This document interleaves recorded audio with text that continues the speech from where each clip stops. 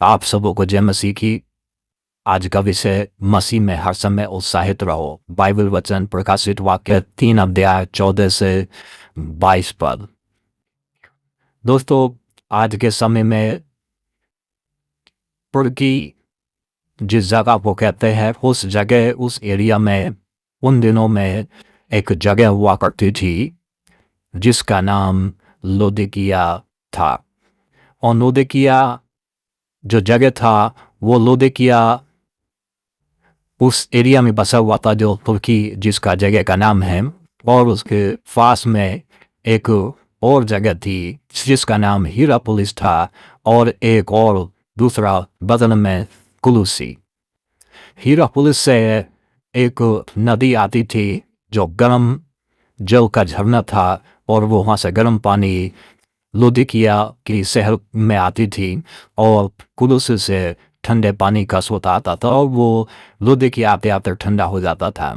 यीशु मसीह ने उससे कहा कि कोलोसिया की लोदिकिया की कलीसिया के दूत को ये लिख कि तू ना ठंडा है और ना गर्म है, तो गुनगुना है,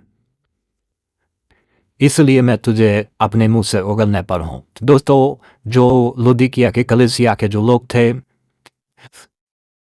जो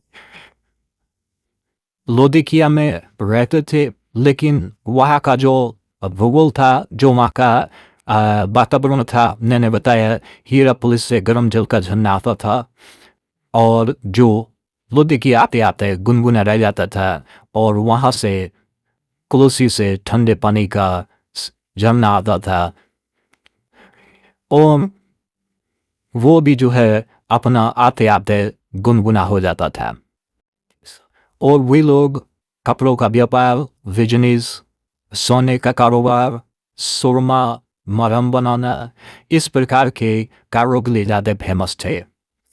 यीशु मसीह ने उन लोगों के जीवन में कुछ कमी पाई, हालांकि ये लोग विश्वासी थे, मसीह में थे, ये लोग धनी थे, अमीर थे, पैसे वाले थे, लेकिन ये लोग परमेश्वर के भवन में, चर्च में जाते थे केवल फॉलो करने के लिए, केवल एक धार्मिक रीति रिवाज के तरह, और ये लोग जाते थे। लेकिन इन लोगों को अपने व्यक्तिगत जीवन में यीशु से कोई लेना देना नहीं था। फिर अपने व्यापार में लिप्त हो जाते थे। फिर वही तुम्हारे की उनका अंदर से जीवन मरा हुआ था, अंदर की आत्मा उनकी सोई हुई थी। यीशु मसीह ने उनसे कहा कि देख, ना तो तू ठंडा है और ना गर्म है, तो गुनगुना है, इसलिए मैं तुझे अपने मुंह से उगलने पर हूं। दोस्तों, प्रभु यीशु मसीह को, परमेश्वर को स्पष्ट जीवन पसंद है, खुला हुआ जीवन होना चाहिए। अगर आप ठंडे हैं तो पूरी तरीके से ठंडे होने चाहिए, और गर्म है तो गर्म होने चाहिए। बीच की स्थिति हर समय फायदेमंद नहीं होती है, और परमेश्वर को स्पष्टता ज़्यादा पसंद है। दोस्तों, प्रभु यीशु मसीह ने लोदिकिया के लोगों को कहा, वहाँ को कहा कि तू कहता है कि मैं धनी हूँ और मुझे किसी वस्तु की घाटी नहीं है, लेकिन तू नहीं जानता है कि तू अभागा है, तुच्छ है, अंधा है, और तो कंगाल है। तो जो है अपने आप में धनी तो कहता है, लेकिन तू कौन है?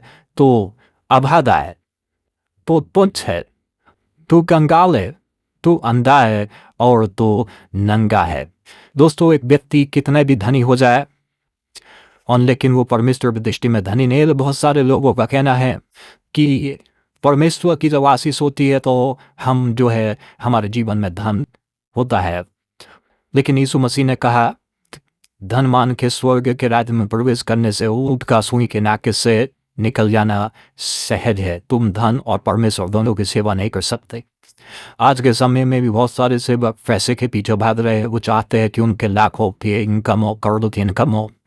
आप धनी हो गए, पैसे वाले हो गए, लेकिन दोस्तों, आपने कहीं ना कहीं अपने अंदर की आत्मा को सुला दिया। आप धन के पुजारी हो गए, धन के पीछे भाग रहे। दोस्तों, धन होना बुरी बात नहीं, लेकिन उस धन से क्या परमेश्वर की महिमा हो रही है? दोस्तों, क्या हम अंदर से जागरूक हैं? आज बहुत सारे मसीह है जो लोग धार्मिक रीति से वो लोग प्रभु के भवन में जाते हैं, और रीति रिवाज की तरह मानते हैं, मुख्य मुख्य त्योहार मनाना, लेकिन फिर से वो व्यक्तिगत जीवन में वही जो है दारू पीना, मारपीट करना, मौत भांग खाना, लड़ाई झगड़ा करना, झूठ बोलना, व्यभिचार करना और दोस्तों हर एक बुराई में लिप्त नजर आते हैं। इस प्रकार का जीवन परमेश्वर को पसंद नहीं।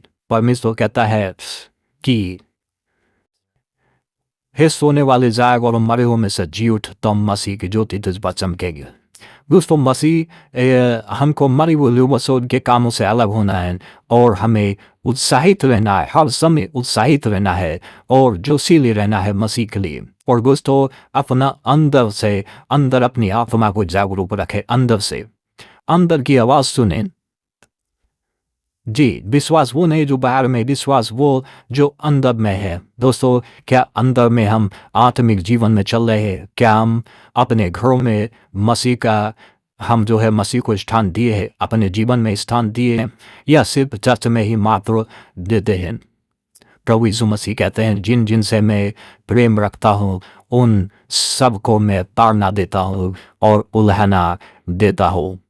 जिन जिन से मैं प्रेम रखता हूँ, ये सिर्फ लौदीकिया की कलीसिया के लिए नहीं था, ये सभी जो है लोगों के लिए उसके द्वारा ये कहा गया। यदि उसने लौदीकिया की कलीसिया को कहा कि तू ना ठंडा है ना गर्म है, तो गुनगुनाए मैं तो ये उगलने पर हूँ, तो क्या अगर हम गुनगुने रहेंगे तो क्या हमको वो एक्सेप्ट करेगा? अगर हम जो है ठंडे रहेंगे तो क्या हमको एक्सेप्ट करेगा? क्या यह हमारे ऊपर लागू नहीं होता है? दोस्तों बिल्कुल हमारी आत्मिक स्थिति कैसी होनी चाहिए? दोस्तों कुछ लोग चर्च जाते हैं, प्रार्थना करते हैं, लेकिन वो अपने घर में जीवन में स्थान नहीं देते प्रभु यीशु मसीह को। वो चाहते हैं कि लोग न जाने, मेरे पड़ोसी न जाने कि मैं कहाँ जाता हूँ। चोरी से जाते हैं, चर्च जाते हैं और प्रार्थना करके जाते हैं। वो घर में बोल के जाते हैं कि हम बाजार जा रहे हैं, हम कहीं जा रहे हैं, लेकिन वो प्रार्थना में चले जाते हैं, फिर घर में आकर के अपने वही माहौल बना के रखे हैं। दोस्तों यीशु मसीह चाहते हैं कि वो जो है आपसे संगति सिर्फ चर्च में नहीं, वो अपने घर में करे, कि लोग जाने कि यीशु मसीह आपके घर में। और लौदीकिया कलीसिया के लोगों ने उसी प्रकार का कर रखा था कि अपना जीवन व्यापार में लगा रखा था। घर में यीशु मसीह रहेगा तो उसकी देखभाल करनी पड़ेगी, उसको जो है समय देना पड़ेगा, लेकिन उतना समय उनके पास नहीं था। क्या हमारे जीवन में भी ऐसा ही है? क्या हम भी ऐसा ही कर रहे हैं दोस्तों आज अपने जीवन में? नहीं है दोस्तों। तो वो वहाँ पर यहाँ पर साफ देख सकते हैं कि वो गेट में खड़ा है और अंदर से इंसान गेट बंद कर लिया। दोस्तों यीशु मसीह कहते हैं कि जो जय प्राप्त करे, ये चेतावनी है कि जो जय प्राप्त करे उसे मैं अपने साथ सिंहासन पर बैठाऊंगा। वो श्वेत वस्त्र पहने हुए उसको वो श्वेत वस्त्र पहनाएगा और अपने साथ सिंहासन पर बैठाएगा। दोस्तों लेकिन किसको? जो जय प्राप्त किया है। यीशु मसीह कहते हैं कि मैं भी जय प्राप्त करके अपने पिता के सिंहासन पर बैठ गया। दोस्तों आपके लिए और हमारे लिए एक चेतावनी है। दोस्तों क्या आपके जीवन में क्या आप ठंडे हैं या गुनगुने हैं? दोस्तों आपसे सवाल है, क्या आप जो है गुनगुने हैं या ठंडे है? दोस्तों आज ही पश्चाताप करें, अपने आप को आज ही उत्साहित करें, चर्च में ही नहीं अपने जीवन में भी, अपने घर में भी प्रभु यीशु मसीह को इस्तेमाल करें और अपना हृदय का द्वार और अपने घर का द्वार मसीह के लिए खुला रखें दोस्तों, और हर समय उत्साहित रहें। बाइबल वचन हमारे साथ जुड़ने के लिए बहुत बहुत धन्यवाद।